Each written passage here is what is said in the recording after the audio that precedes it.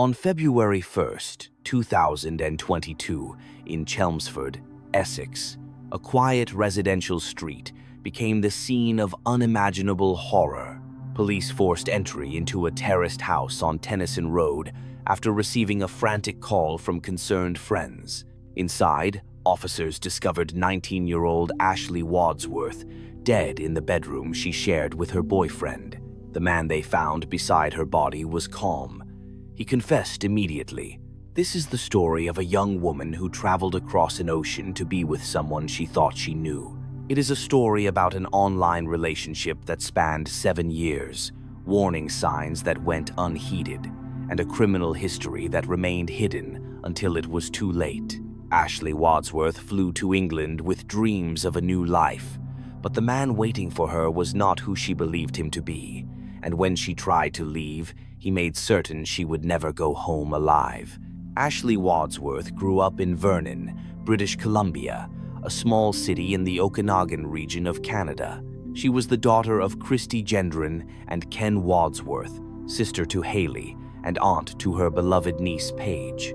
Her family described her as confident, bright, and warm, a ray of sunshine who lit up every room she entered. Ashley was a devout member of the Church of Jesus Christ of Latter-day Saints. Her faith shaped her worldview and instilled in her a belief in the fundamental goodness of people. She saw the best in everyone, even when others urged caution. At 19, Ashley possessed a deep wanderlust. She had recently graduated high school and was taking a gap year before deciding on her future. She wanted to travel, to experience life beyond the mountains and lakes of British Columbia. That curiosity would lead her across the Atlantic Ocean to a small city in Essex, England. It would also lead her into the hands of a killer. Ashley first met Jack Sepple when she was just 12 years old. He was roughly 15 or 16 at the time. Their connection began online, through mutual friends on social media. What started as casual messaging evolved into a long-distance relationship that lasted 7 years. During those years, Ashley and Sepple maintained regular contact. They spoke frequently, shared their lives through screens, and made plans to eventually meet in person. For Ashley, the relationship represented something real and meaningful. She believed she knew him. What Ashley did not know was that during the years they communicated, Sepple maintained relationships with other women. He presented different versions of himself to different people. Online, he could control the narrative. He could hide the violence. In November 2021, Ashley made the decision to visit England on a 6-month tourist visa. She wanted to finally meet Sepple face-to-face and see if their digital connection could translate into reality. Her mother, Christy, had reservations. Something about the relationship troubled her. But Ashley was an adult, and her mother could not stop her. The family tried to research Sepple before Ashley left, searching online for any criminal history or concerning information. They found nothing. On a November day in 2021, Ashley Wadsworth boarded a flight from British Columbia to London. She was excited, alive, and hopeful. She believed she was flying toward love. She was flying toward her death. Chelmsford is a cathedral city approximately 60 kilometers northeast of London. It is quiet, residential, and generally considered safe. For Ashley, arriving in England represented the start of a new chapter. Initially, things appeared to go well. Ashley and Sepple moved into a 1-bedroom flat together on Tennyson Road. They adopted a kitten named Winston. Neighbors described seeing them together and noted that they seemed happy at first. Ashley reached out to make friends. Before leaving Canada, a friend from her church had connected her with American missionaries who would be in Chelmsford around the same time. Ashley wanted to meet them, to attend Sunday services, and to maintain her faith community. But Sepple did not approve. He refused to let her attend church services. He became controlling about who she spoke to and where she went. To maintain her friendships with the missionaries, Ashley began communicating with them secretly, deleting her WhatsApp history because she knew Sepple monitored her phone. Her new friends could tell something was wrong. They noticed Sepple's controlling behavior. When they asked Ashley if she deserved better treatment, she would admit she did, but insisted she just wanted to make him happy. One friend would later recall that there was clearly more going on than Ashley was willing to share. That included physical violence. But Ashley kept those details hidden, perhaps out of shame, or perhaps out of the dangerous hope that things would improve. As the weeks passed, Ashley grew increasingly lonely and isolated. The dream she had imagined was becoming a nightmare. By late January, she had made a decision. She was going home. In the final weeks of January 2022, Ashley began making plans to return to Canada. She spoke with her family and with members of the church in Chelmsford about her concerns regarding Sepple's behavior. She confided that she was unhappy and needed to leave. Without telling Sepple, Ashley booked a flight home for February 3rd. She would leave England just 3 months after arriving. What Ashley did not fully understand was the danger this decision placed her in.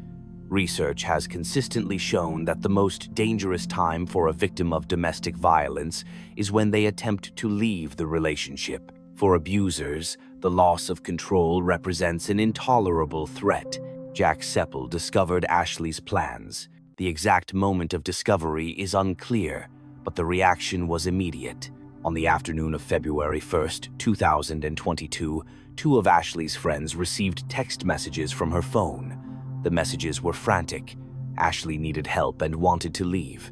The texts asked her friends to come and get her from the Tennyson Road property immediately. The friends prepared to respond. But before they could arrive, they received follow-up messages stating that everything was sorted and there was no longer any need for concern. Something about those second messages felt wrong. The syntax was off. The language did not sound like Ashley. Worried for their friend's safety, the pair decided to go to the address anyway. When Ashley's friends arrived at the Tennyson Road flat, they could hear movement inside. They knocked on the door, no response. They knocked again, calling Ashley's name. Still nothing. Fear mounting, they called emergency services. At 4:13 p.m., Essex police officers arrived. They forced entry into the property, moving through the small flat, calling out. When they reached the bedroom, they found what they had feared. Ashley Wadsworth lay dead on the bed she had shared with Jack Sepple. The injuries to her body were extensive. Beside Ashley's body, police found Jack Sepple. He was on his mobile phone, the device covered in Ashley's blood. Officers would later discover that at the moment of their arrival, Sepple had been on a FaceTime call with his sister, showing her Ashley's corpse. When officers asked Sepple what had happened, he responded with chilling calm. His exact words would be repeated in court months later. "I went psychotic. I'm sorry. I strangled her and stabbed her." Sepple told officers the attack had occurred 2 to 3 hours earlier. He claimed he had taken a large quantity of drugs. While Ashley lay dying, and after she was dead, Sepple had remained in the flat. Blood was found on his gaming console, indicating he had been playing video games after the murder. Despite the best efforts of officers and medical personnel, Ashley Wadsworth was pronounced dead at the scene. She was 19 years old. The horror extended beyond the crime scene itself. While searching Sepple's phone, investigators found a video he had recorded shortly after the killing. The footage, time-stamped at approximately 12:45 p.m., showed Sepple covered in blood. He was filming himself with Ashley's lifeless body visible in the background. In the video, Sepple appeared to be addressing Ashley's sister, Haley, apologizing for what he had done. The recording was calm, calculated, and utterly chilling. This was not a crime of sudden passion or temporary insanity. Sepple had strangled and stabbed Ashley, then spent hours in the flat with her body. He had filmed a confession. He had called his sister. He had sent text messages from Ashley's phone to her friends, pretending to be her, buying himself time. These were the actions of someone fully in control. The post-mortem examination revealed the full extent of Ashley's suffering. She had bruising on her neck, consistent with strangulation, but that alone had not killed her. Ashley had been stabbed more than 90 times. The wounds were concentrated on her chest, with some so deep they damaged her spine. The attack had been sustained, brutal, and merciless. Forensic investigators found defensive wounds on Ashley's wrists. She had fought for her life, but against a man larger and stronger, her efforts were futile. The murder weapon, a blood-stained kitchen knife, was recovered from behind a radiator pipe in the living room. Sepple had hidden it there after the attack, a half-hearted attempt at concealment that would prove meaningless given his confession. Crucially, investigators confirmed that the reassurance texts sent to Ashley's friends had come from Sepple. He had used her device to masquerade as his victim, creating a window of time before anyone would come looking for her. Jack Sepple was arrested and charged with murder on February 3rd, 2022, the very day Ashley should have been flying home. Ashley's family struggled to understand how this happened. They had researched Sepple. They had found nothing. How could they have known? The answer emerged during court proceedings later that year. When prosecuting counsel Simon Spence read aloud Jack Sepple's criminal history, the Wadsworth family sat in stunned silence. They heard a relentless catalog of violence, harassment, and controlling behavior dating back to Sepple's youth. In 2014, at age 15, Sepple met a 14-year-old girl online. He took explicit photographs of her without permission and posted them publicly when she ended the relationship. That same year, he assaulted his own mother, shoving her to the floor and tearing a door off its hinges during an argument over his Xbox. The pattern continued into adulthood. Sepple's record included convictions for harassment, breaching restraining orders, and further assaults. Most damning of all, before murdering Ashley, Sepple had been charged with offenses relating to another previous partner, including false imprisonment and coercive control. Those charges were pending at the time of Ashley's murder. This was not a man who suddenly snapped. This was a man with a clear, established pattern of violence toward women, a pattern that escalated over time, culminating in murder. The revelation of Sepple's history raised agonizing questions. Why had the family been unable to find this information? Ashley's sister, Haley, explained that in Canada, criminal records are relatively easy to access via public searches. In the United Kingdom, however, privacy laws protect this information. It exists, but it is not easily accessible to ordinary citizens conducting research from abroad. The UK does have Clare's Law, formerly the Domestic Violence Disclosure Scheme. This allows people to ask police if their partner poses a risk. If police believe a person is in danger, they can disclose a partner's violent history. But Clare's Law requires that someone knows to ask. Ashley's family did not know this resource existed. They had tried to research Sepple on their own, but were blocked by a system that prioritizes privacy over transparency for those outside the immediate legal loop. By the time they learned of Clare's Law, it was too late. On September 7th, 2022, Jack Sepple appeared at Chelmsford Crown Court. Facing overwhelming evidence, the video, the texts, the forensics, and his own admission, he pleaded guilty to murder. Detective Superintendent Scott Egerton stated that the evidence left Sepple with no option but to admit guilt. While this spared the family the trauma of a trial, it did little to ease their grief. The plea was merely a confirmation of the nightmare they were already living. The sentencing hearing took place on October 10th, 2022, Thanksgiving Monday in Canada. Ashley's parents, Christy and Ken, flew to England to attend. They delivered powerful victim impact statements describing the devastation of losing their ray of sunshine. Ken Wadsworth addressed the killer directly. "Jack, you need to know and accept the brutality of what you've done and the never-ending pain you've caused my family." The Honorable Mr. Justice Murray did not hold back. He described the killing as a brutal and cowardly attack, noting the gratuitous violence of the 90 stab wounds. "Your criminal record shows a clear history of violent and controlling behavior towards women," the judge told Sepple. Jack Sepple was sentenced to life in prison with a minimum term of 23 years.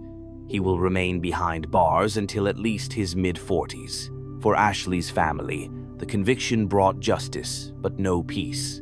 In the wake of the murder, her family has become fierce advocates for transparency regarding the criminal histories of domestic abusers. They campaign for greater awareness of Clare's law and urge people to research partners before meeting them, especially in online relationships. The case has also shifted law enforcement practices. Essex Police became the first force in the UK to adopt a new approach, identifying domestic abuse perpetrators most likely to kill by analyzing indicators like coercion and stalking. Detective Superintendent Matt Cornish helped create a database that tracks high-risk offenders, allowing police to proactively warn potential victims. In Sepple's case, his history would have triggered this system had it existed earlier. On February 1st, 2023, exactly 1 year after the murder, 70 people gathered at Kin Beach in Vernon, British Columbia. They lit candles against the winter dark, not just to mourn, but to ensure Ashley is remembered for how she lived, not just how she died. Ashley Wadsworth's story is a tragedy of trust weaponized. She believed in the goodness of others, a virtue that should have been celebrated, but was instead exploited by a predator. But her legacy is now one of protection. Because of her story, laws are being discussed differently. Because of her family's advocacy, fewer people are in the dark about resources like Clare's law. Ashley's mother, Christy, put it best. It is too late to save Ashley, but it is not too late to save others. That is the final truth of this story. If your gut tells you something isn't right, trust it. If you have friends in online relationships, ask the hard questions. Ashley Wadsworth should be alive today. The only way to honor her memory is to ensure that next time, the warning signs are seen before it is too late. This case raises difficult questions about privacy and safety. Do you think criminal records should be easily accessible to the public, like they are in Canada, or do privacy laws serve a necessary purpose? I want to know your perspective. Leave your thoughts in the comments below. This story touched people across the globe, from the mountains of British Columbia to the streets of Essex. I'd love to know where you are watching from today, so please drop your city or country in the comments. And finally, if you believe stories like Ashley's need to be told, please hit the like button, share this video, and subscribe to the channel. It helps us continue to advocate for victims and bring these important cases to light. Thank you for watching. Stay safe, look out for one another, and I'll see you in the next one.